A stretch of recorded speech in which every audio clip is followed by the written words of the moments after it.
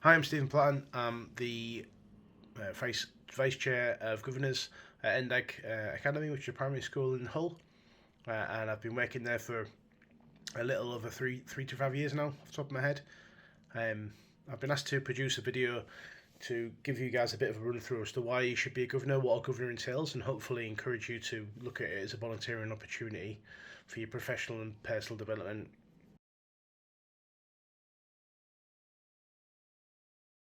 So, how did I get into becoming a governor?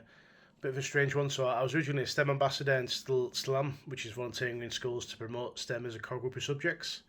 Off the back of that and networking within that STEM community, I was asked if I would be interested in becoming a school governor, and I was paired with Endike. Met the head there at the time, did a bit of a tour of the facility and the school and what they're interested in out of me as a governor, and took up the role. And I kind of went my way through the board at that point.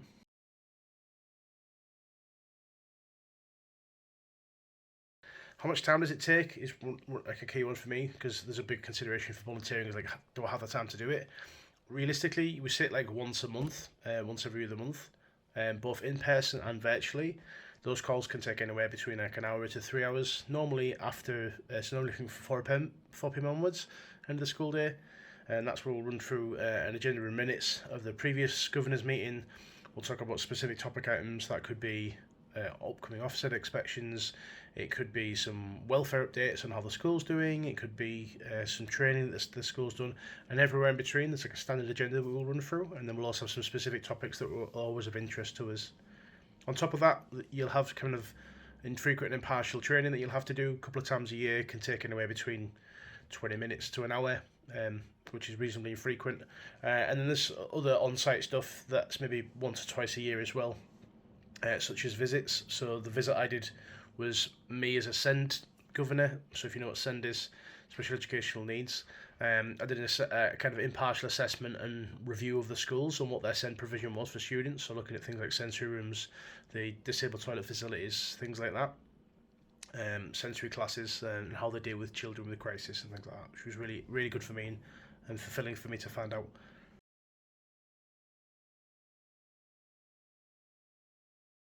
What skills do I bring into the school, and what qualifications and stuff do you need? Conversely, so what do you get from them, and what do you give in?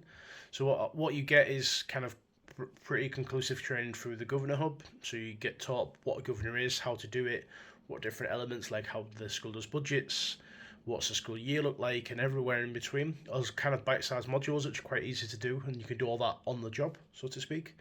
And then in terms of what I bring into the school myself, so I'm ex-military, and I work in software testing or quality assurance.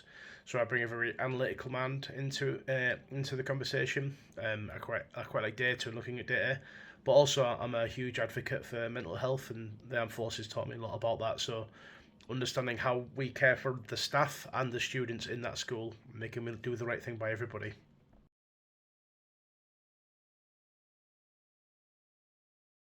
I've learned how schools are actually run and what a school entails. There's a lot of misinformation out there, so being inside the school and seeing that was really positive for me. And being a vice chair allows me to sit across all areas of the school's running and governance and see all elements of it.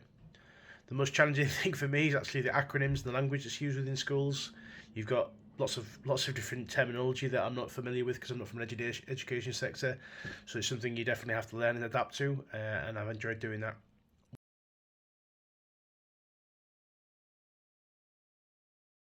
Why would I recommend becoming a governor? It's extremely fulfilling to look after your community and give back, and making sure that the most vulnerable in society and the most cared for people in society, children, have everything that they need. So it's a very important and worthwhile pursuit that I'd recommend to anybody. Have a nice day.